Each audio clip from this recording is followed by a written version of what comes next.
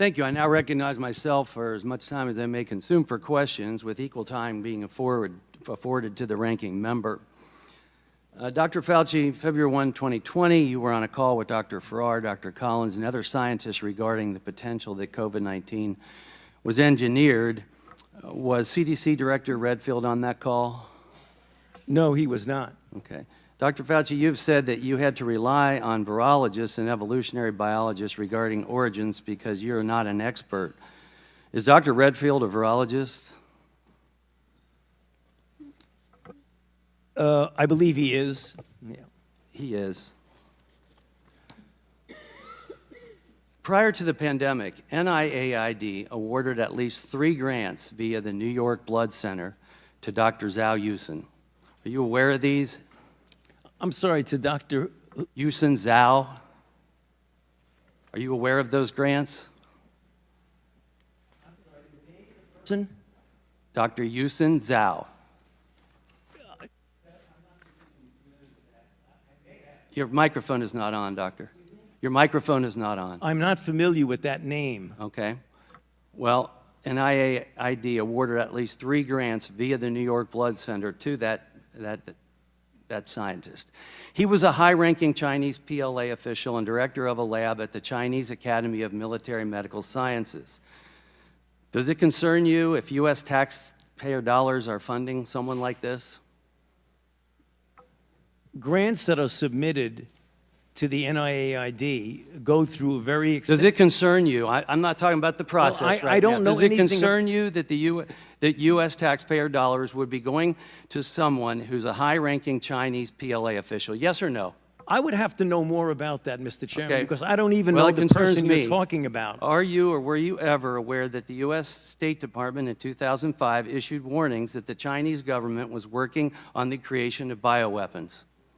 I was not aware of that. Thank you. Did you ever discuss the Chinese bioweapons program with anyone in the intelligence community? I've never discussed the Chinese bioweapons program, to my knowledge, with anybody. Before, during, or after the COVID-19 pandemic, did you speak to the FBI, CIA, DIA, or any U.S. intelligence agency concerning viral research of any kind? What time frame are you talking about, sir? I said before, during, or after the COVID-19 pandemic. Did you speak to the FBI, CIA, DIA, or any U.S. intelligence agency concerning viral research of any kind?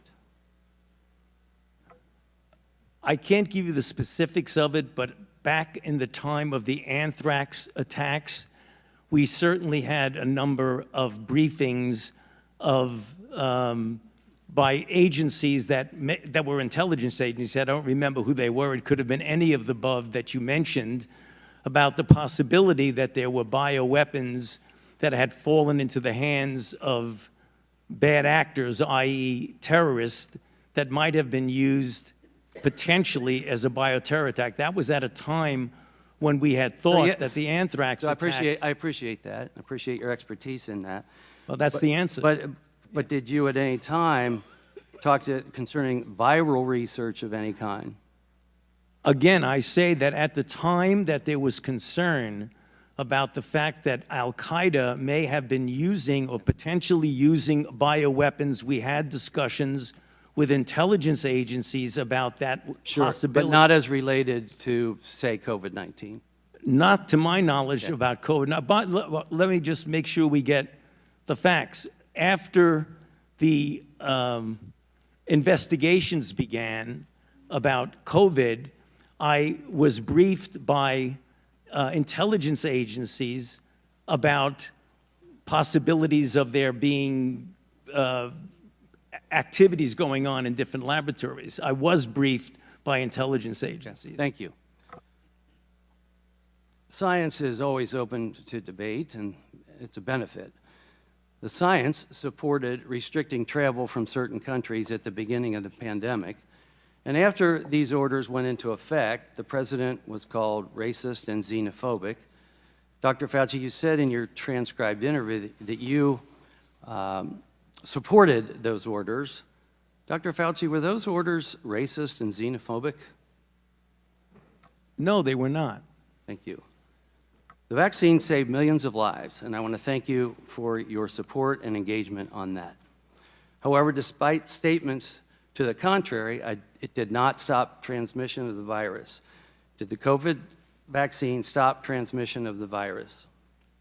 That is a complicated issue because in the beginning, the first iteration of the vaccines did have an effect, not 100%, not a high effect. They did prevent infection and subsequently, obviously, transmission. However, it's important to point out something that we did not know early on that became evident as the months went by, is that the durability of protection against infection and hence transmission was relatively limited, whereas the duration of protection against severe disease, hospitalization, and deaths was more prolonged. We did not know that in the beginning. In the beginning, it was felt that, in fact, it did prevent infection and thus transmission, but that was proven as time went by to not be a durable effect. Yeah, definitely had a positive effect for many people, especially those that were vulnerable. But we knew from the trials that people that got vaccinated still were subject to getting COVID. So was the COVID vaccine 100% effective? I don't believe any vaccine is 100% effective.